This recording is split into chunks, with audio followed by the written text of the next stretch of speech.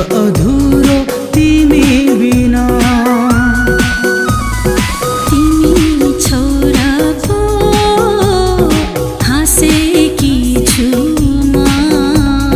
तिमी छोरा पो बाँचेको छु म।